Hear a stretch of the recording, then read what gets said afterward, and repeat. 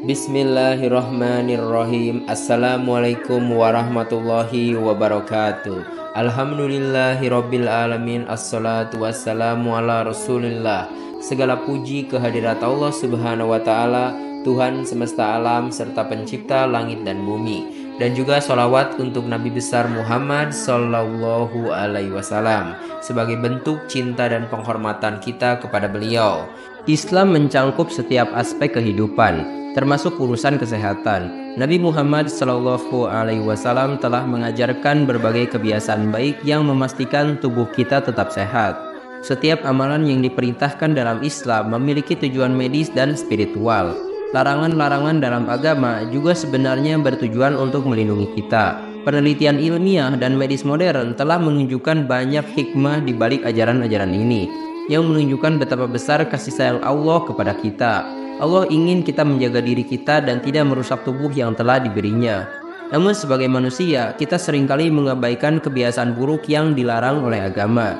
Kebiasaan-kebiasaan ini bukan hanya merusak fisik kita, tetapi juga menimbulkan penyakit hati. Padahal menjaga diri dari kebiasaan buruk adalah bagian dari upaya kita untuk hidup sehat dan penuh berkah. Sekarang kita langsung aja ke kebiasaan yang pertama, yaitu makan berlebihan. Itu adalah salah satu kebiasaan yang sering diabaikan namun memiliki dampak yang sangat merugikan bagi kesehatan tubuh. Di dalam Islam, kita diajarkan untuk menjaga keseimbangan dalam segala hal, termasuk dalam hal makan.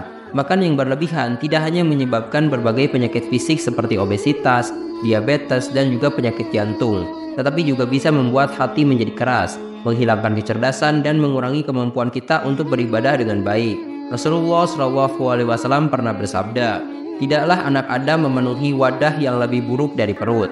Cukuplah bagi anak Adam memakan beberapa suapan untuk menegakkan punggungnya. Namun jika ia harus melebihkannya, hendaknya sepertiga perutnya diisi untuk makanan, sepertiganya diisi minuman, dan sepertiga lagi untuk bernafas." Hadis riwayat Tirmidzi. Selain itu, Allah Subhanahu wa taala berfirman di dalam Al-Qur'an surah Al-A'raf ayat ke-31, "Makan dan minumlah dan janganlah berlebih-lebihan. Sesungguhnya Allah tidak menyukai orang-orang yang berlebih-lebihan."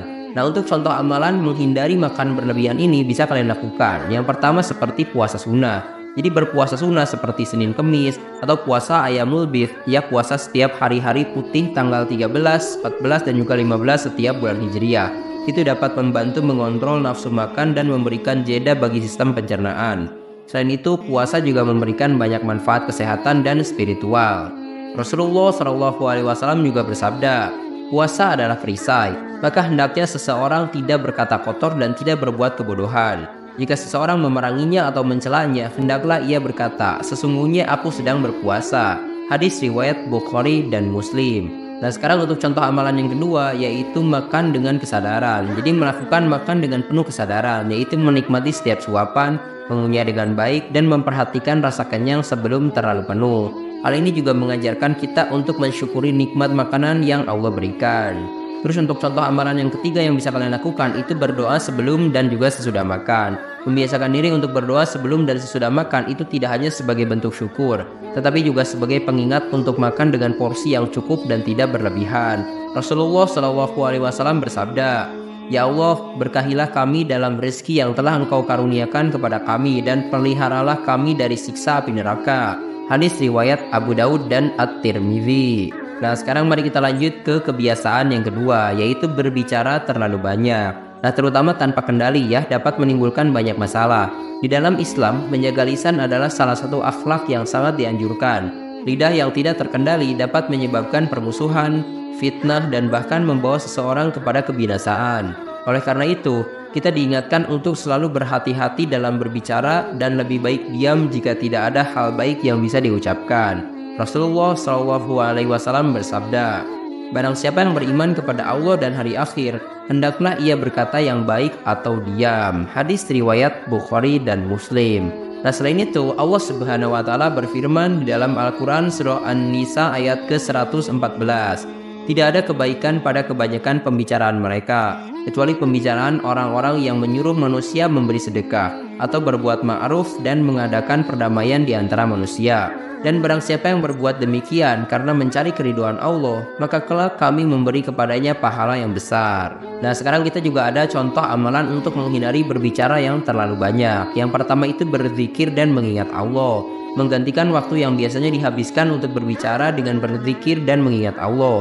Zikir tidak hanya menenangkan hati, tetapi juga menjaga lisan kita dari ucapan yang tidak bermanfaat. Rasulullah SAW bersabda, orang yang paling utama di sisi Allah adalah yang paling banyak berzikir kepadanya, dan yang paling baik dalam urusan dunia adalah yang paling banyak mengingat kematian. Hadis riwayat Ahmad. Nah, untuk contoh amalan yang kedua yaitu membaca Al-Quran. Jadi memperbanyak bacaan Al-Quran sebagai gantinya berbicara yang tidak perlu. Membaca Al-Quran tidak hanya mendatangkan pahala, tetapi juga mendidik kita untuk berbicara dengan kata-kata yang baik dan penuh hikmah. Hal ini berdasarkan firman Allah di dalam Al-Quran surah Al-Isra ayat ke-9.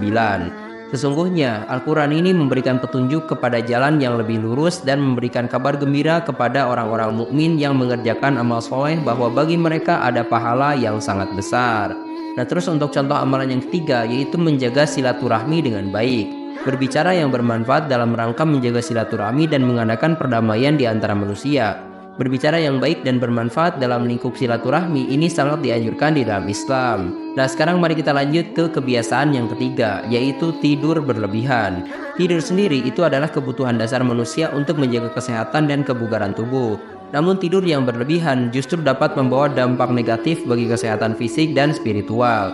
Di dalam Islam, kita dianjurkan untuk menjaga keseimbangan dalam kehidupan, termasuk dalam hal tidur. Tidur yang berlebihan dapat menyebabkan berbagai penyakit fisik seperti obesitas, diabetes, dan juga penyakit jantung, serta dapat membuat seseorang menjadi malas dan mengurangi waktu untuk beribadah. Rasulullah SAW bersabda, sesungguhnya Allah tidak menyukai orang yang berlebih-lebihan dalam tidur, karena itu menyebabkan tubuh menjadi malas dan hati menjadi keras. Hadis riwayat Ibnu Hibban. Nah, selain itu Allah Subhanahu wa taala berfirman di dalam Al-Qur'an surah Ad-Dariyat ayat ke-17 sampai ke-18. Di dunia mereka sedikit sekali tidur di waktu malam dan selalu memohonkan ampunan di waktu pagi sebelum fajar. Nah, sekarang ada beberapa contoh amalan untuk menghindari tidur yang berlebihan. Yang pertama yaitu melaksanakan sholat malam atau tahajud. Jadi membiasakan diri untuk bangun sepertiga malam terakhir untuk melaksanakan sholat tahajud. Selain meningkatkan kualitas ibadah, sholat malam juga memberikan ketenangan jiwa dan mendekatkan diri kepada Allah. Hal ini berdasarkan firman Allah di dalam Al-Quran surah Al-Isra ayat ke-79. Dan pada sebagian malam hari bertahajudlah kamu sebagian suatu ibadah tambahan bagimu. Mudah-mudahan Tuhanmu mengangkat kamu ke tempat yang terpuji. Terus untuk contoh amalan yang kedua yaitu tidur dan bangun awal.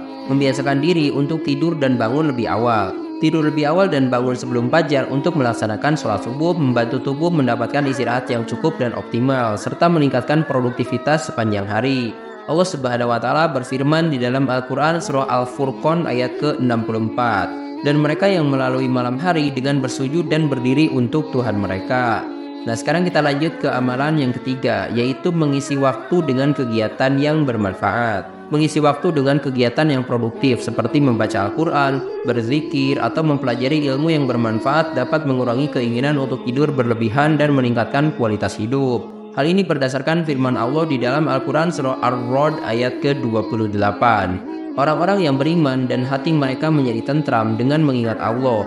Ingatlah, hanya dengan mengingat Allah, hati menjadi tentram. Nah, dengan menjaga 3 poin tadi dengan seimbang dan tidak berlebihan, kita dapat menjaga kesehatan tubuh dan memanfaatkan waktu dengan lebih baik untuk beribadah dan melakukan hal-hal yang bermanfaat.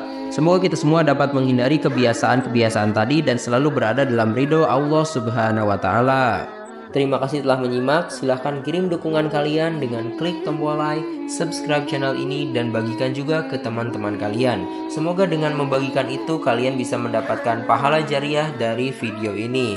Mohon maaf bila ada kesalahan. Wabillahi taufik wal hidayah. Wassalamualaikum warahmatullahi wabarakatuh.